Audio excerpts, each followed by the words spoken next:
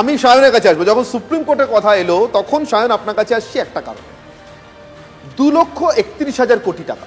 আমার যতটা হিসেবটা মনে পড়ছে, জগন্নাথ চট্টোপাধ্যায় রাজ্য বিজেপি সাধারণ সম্পাদক একটি মামলা করেন, পাবলিক অ্যাকাউন্টস কমিটির দেওয়া হিসেব, সেই হিসেব প্রত্যেকে এসছে, সিএজি অডিট করে পেয়েছে।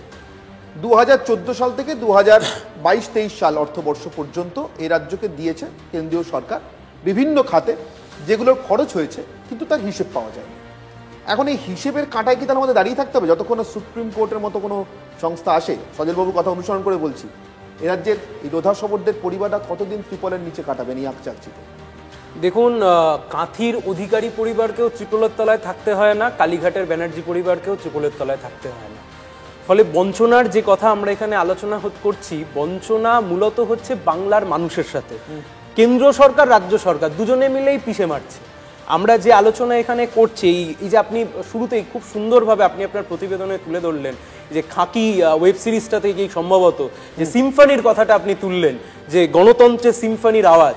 আপনি যদি ওই একই ওয়েব সিরিজে দেখেন, দেখবেন প্রসেনজিৎ চট্টোপাধ্যায়ের একটি চরিত্র আছে, যে চরিত্রে তিনি মন্ত্রী, তিনি দপ্তর সামলাচ্ছেন, তিনি পুলিশ পাঠাচ্ছেন, তিনি গুন্ডাদের থেকে টাকা তুলছেন, অর্থাৎ তিনি সবটা কন্ট্রোল করছেন, তার ডান হাত তার বাঁ হাত দিক থেকে। আমি আপনাকে 2-3টে কথা আপনার এই চ্যানেলের মাধ্যমে যদি আমরা রাখি, এর কোনো উত্তর পাওয়া যাবে। এই মুহূর্তে পশ্চিমবাংলায় গতকাল খুব সুন্দর একটা ছবি গোটা বাংলার গোটা বিশ্বের মানুষ আমরা দেখেছি। রাজ্যের মুখ্যমন্ত্রী লন্ডনে মর্নিং ওয়াক করছেন, মাঝে পিছনের দিকেও হেঁটে যাচ্ছেন। আসলে গোটা রাজ্যটাকে মুখ্যমন্ত্রী পিছনের দিকে তত্তর করে এগিয়ে নিয়ে যাচ্ছেন। বাসের কন্ট্রাক্টর ভাইরা যেমন বলেন পিছনের দিকে এগিয়ে যান, রাজ্য এগিয়ে যাচ্ছে। ধার বাড়ছে, তৃণমূল নেতাদের সম্পত্তির পরিমাণও বাড়ছে। খুব সহজ প্রশ্ন, উত্তর দিতে হবে। 1 নম্বর প্রশ্ন, এখানে কল্যাণবাবু এত কিছু বললেন, কল্যাণবাবু 4 টার্মের উনি এমপি, 4 টার্মের সাংসদ, কলকাতা হাইকোর্টের একদম সিনিয়র অ্যাডভোকেট।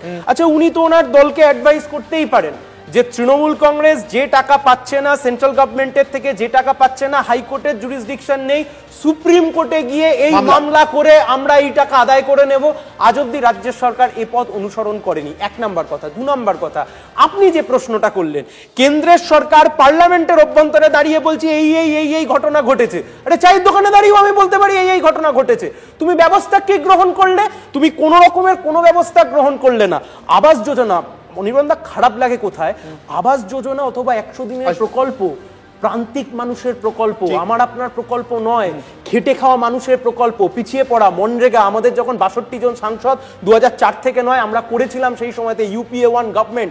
খারাপ লাগে এই জায়গা থেকে যে 100 দিনের কাজের টাকা, আবাস যোজনার টাকা লুটে পুটে খেয়ে হরিলুটের মতো শেষ করে দিল, আর এরা দুজনে মিলে দড়ি ধরে টানাটানি করছে। যে দুটো প্রশ্নের কোনো উত্তর হবে না। কেন বলছেন যে নির্মলা সীতারামন যদি বলেন হিসেব দেবো, হিসেব নেবো তারপর টাকা দেবো, তাতে তো ভুল নেই? আপনারাও তো বলছেন দুর্নীতি হয়েছে। হ্যাঁ, তো দুর্নীতি হয়েছে, রাজ্য সরকারও বলছে দুর্নীতি হয়েছে, এফিডেভিট রয়েছে দুর্নীতি হয়েছে, কিন্তু কথা হচ্ছে ব্যবস্থা কি গ্রহণ করেছেন?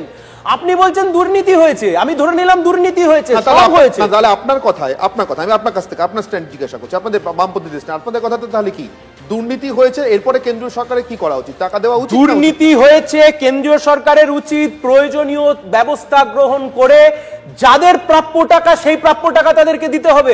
আপনি প্রাপ্য টাকা থেকে কাউকে বঞ্চিত করতে পারেন না, কিন্তু আপনি শুধুমাত্র রাজনীতি করবার জন্য, একটা ইস্যুকে বাঁচিয়ে রাখবার জন্য, তুতু মেমে করবার জন্য, আপনি লক্ষ্য করে দেখুন অভিষেক বন্দ্যোপাধ্যায় চলে গেলেন। আমি আসবো আপনার কাছে। আমার কোথাও মনে হচ্ছে রুনাদের ক্ষেত্রে পশ্চাতে টানিছে মনে পশ্চাতে রান, ওরা বলে ভুলে গিয়েছেন ওরা বিরোধী থাকার সময় কি বলতে, যদি ব্যাকফায়ার করেছে বুমেরাং। খুব স্বাভাবিকভাবে গতকাল মমতা ব্যানার্জি লন্ডনে দাঁড়িয়ে বলেছেন যে বাংলায় আর বন্ধ হয় না, তার কারণ বিরোধী নেত্রী আর মমতা বন্দ্যোপাধ্যায় নয়, তাই জন্য উচ্চ মাধ্যমিক পরীক্ষার দিন কেউ আর বন্ধ রাখে না, স্বাভাবিক কথা, সেটা আজকের বিষয় নয়। কিন্তু শঙ্কর ঘোষের একটি বক্তব্য আপনি এখানে শোনালেন যে শঙ্কর ঘোষ বিজেপির বিধায়কদেরকে নিয়ে গিয়ে কেন্দ্রীয় মন্ত্রীদের সাথে সাক্ষাৎ করবে। আমরা বলছি শঙ্কর ঘোষ কি স্বরাষ্ট্রমন্ত্রীর সাথে যোগাযোগ করবেন? যোগাযোগ করে কি বলবেন যে পশ্চিমবাংলার বুকে যা যা দুর্নীতির কাণ্ড কারখানা যা যা হলো, সিবিআই ইডি নয় ওনার দপ্তরে নেই, সিবিআই থেকে শুরু করে যা যা হলো, তারপরে এখনো চোর চিটিংবাজরা বাইরে কি করে ঘুরছে ইত্যাদি, না আমাকে বলতে দিতে হবে, এর মাঝে ইন্টারভেন করলে মুশকিল হয়ে যাবে। এটা হচ্ছে 1 নম্বর কথা। 2 নম্বর কথা, গত আমরা যখন রাজ্যের সরকারে ছিলাম, কেন্দ্রীয় বঞ্চনা একটা অংশ হতে পারে, কিন্তু শুধু কেন্দ্রীয় বঞ্চনা বঞ্চনা বঞ্চনা বলে বলে ভোট আউড়িয়ে আমরা 34 বছর ক্ষমতায় ছিলাম না। একটা প্রশ্নের উত্তর দিতে হবে অনির্বাণদা।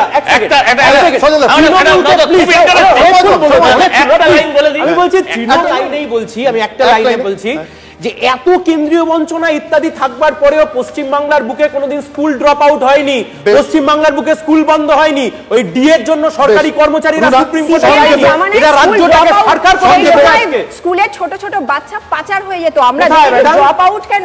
না, স্কুল বাচ্চা পাচার হয়নি, শুধু মনীষা মুখার্জি পাচার হয়েছে।